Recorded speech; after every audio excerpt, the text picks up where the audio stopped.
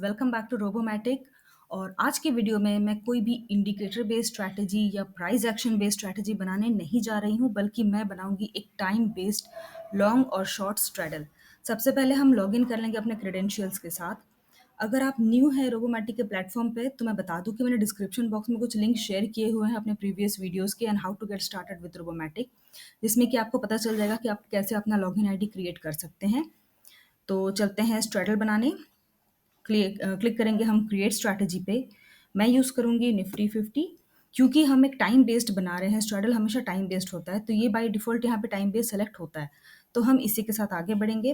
Product type MIS। Start time आप चाहे तो चेंज कर सकते हैं यहाँ पे, या फिर आप डिफ़ॉल्ट टाइमिंग के साथ भी जा सकते हैं। स्क्वायर ऑफ टाइम आपका रहेगा 1550। Active trading days Monday to Friday ही सेलेक्ट करके चल रहे हैं अभी। अब जब हम लॉन्ग स्ट्रैडल बना रहे हैं, तो लॉन्ग स्ट्रैडल मैं आपको बता दूं क्या है। लॉन्ग स्ट्रैडल जिसे कि एक परचेज स्ट्रैडल भी कहा जाता है। अब लॉन्ग स्ट्रैडल का गोल होता है कि to get profit from a very strong move in the market. अब लॉन्ग स्ट्रैडल में हम कॉल और पुट को बाई करते हैं, तो यहाँ पे अभी देखिए बाय डिफॉल्ट यहाँ पे सेल सेलेक्टेड है। हम इसे चेंज कर लेंगे बाई में। बाई करेंगे कॉल वीकली। लॉट साइज क्योंकि निफ्टी 50 सेलेक्ट किया हुआ है, तो एक लॉट का साइज है 50। अगर हमें 2 लॉट खरीदना है तो यहाँ पे हम इसे 100 कर सकते हैं। और ये रहा जो टारगेट, यहाँ पे आप सेलेक्ट कर सकते हैं परसेंटेज वाइज भी, पॉइंट वाइज भी, as you wish. Same stop loss भी परसेंटेज वाइज है, पॉइंट वाइज भी है। इसे मैं बनाऊंगी एट द मनी पे। नेक्स्ट, क्योंकि ये लॉन्ग स्ट्रैडल है तो दोनों कॉल और पुट हम बाई करेंगे यहाँ पे। फिर से यहाँ पे हमने पुट बाई किया वीकली। लॉट साइज क्योंकि मैंने 2 रखा है ऊपर, तो इसे भी मैं 100 कर देती हूँ। टारगेट आप यहाँ पे सेलेक्ट कर सकते हैं परसेंटेज वाइज या पॉइंट वाइज, जैसा भी आपको चाहिए। सेम SL भी। और इसे मैं लूँगी ATM पे, यानी कि एट द मनी पे। अब जब आप थोड़ा सा नीचे और स्क्रॉल करेंगे, तो ये देखिए यहाँ पे लिखा हुआ है risk management. Exit when overall profit, exit when overall loss. अब यहाँ पे भी एक बार आप सेट कर सकते हैं। यहाँ पे जब हम ये सेट कर रहे हैं टारगेट और SL, तो ये हम जो है लेग वाइज कर रहे हैं। इसे मैं एट द मोमेंट ज़ीरो कर देती हूँ दोनों का, क्योंकि मैं अपना जो प्रॉफिट और लॉस है एग्जिट पॉइंट पे, उसे मैं यहाँ सेट करूँगी। मुझे ये चाहिए ओवरऑल के लिए। मैं लेग वाइज सेट नहीं कर रही हूँ, आप चाहे तो लेग वाइज भी सेट कर सकते हैं।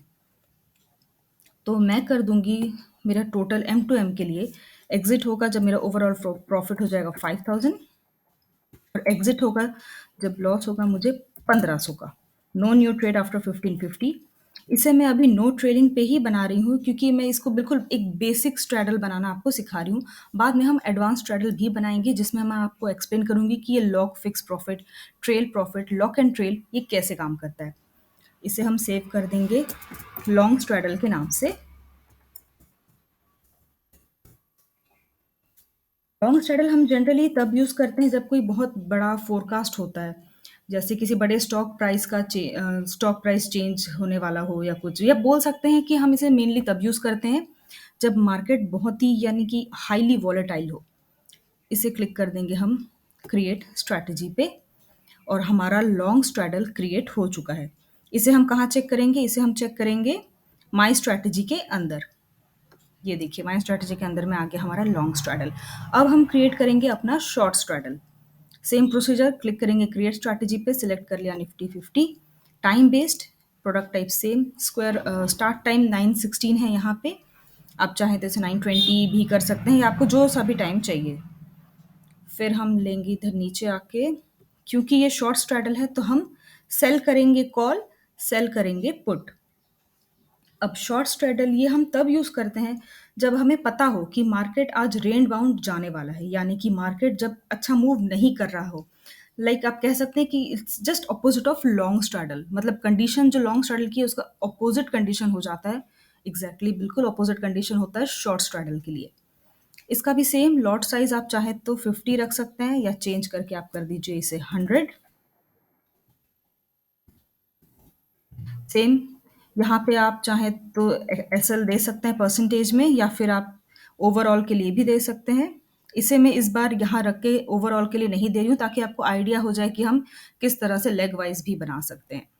तो परसेंटेज वाइज मैंने दे दिया यहाँ पे 30, टारगेट में नहीं दे रही कुछ, बिल्कुल डिफ़ॉल्ट सेटिंग के साथ इसे ATM पॉइंट पे हम बनाएंगे। ठीक है, नो ट्रेलिंग, और बन गया हमारा शॉर्ट स्ट्रैडल।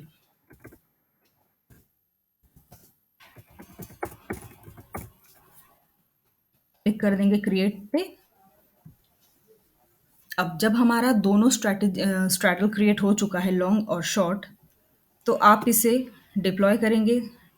जब आप यहाँ क्लिक करेंगे डिप्लॉय पे, तो देखिए आप इसे चाहें तो यहाँ आपको अपना ब्रोकर सेलेक्ट करना होगा।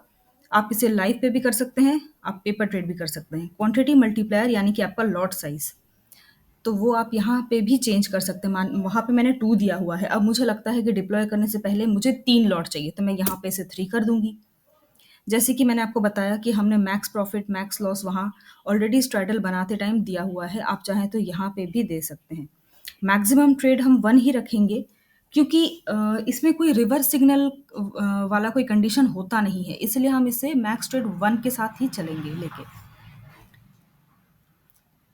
ठीक है, तो इस तरह से आप यहाँ पे इसे क्लिक कर सकते हैं डिप्लॉय पे, तो आपका ये हो जाएगा डिप्लॉय। डिप्लॉय करने से पहले आप प्लीज़ इसे एक बार बैक टेस्ट ज़रूर कीजिए। एक बार हम बैक टेस्ट कर ही लेते हैं। कई बार होता है कि बैक टेस्ट रिज़ल्ट आने में थोड़ा-सा टाइम होता लग जाता है, क्योंकि लाइव मार्केट चल रहा है अभी, तो वो कई बार थोड़ा-सा टाइम लग जाता है। फिर भी एक बार हम क्लिक कर लेंगे बैक टेस्ट पे, देखते हैं कितना टाइम लगता है हमें। ये हमारा है लॉन्ग स्ट्रैडल का। इसके लिए देखते हैं, थोड़ा-सा स्क्रॉल करके नीचे आएँगे।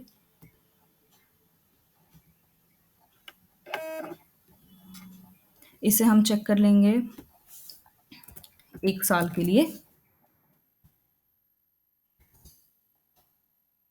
करते हैं रन। ये थोड़ा-सा और टाइम के लिए ले लूँ मैं इसे एग्ज़ैक्ट। हुँ, ये अब हम इसे कर देंगे रन। ये 90 डेज़ का डेटा ही दिखाएगा अभी, क्योंकि टाइम पीरियड जो है ये अभी लाइव मार्केट चल रहा है।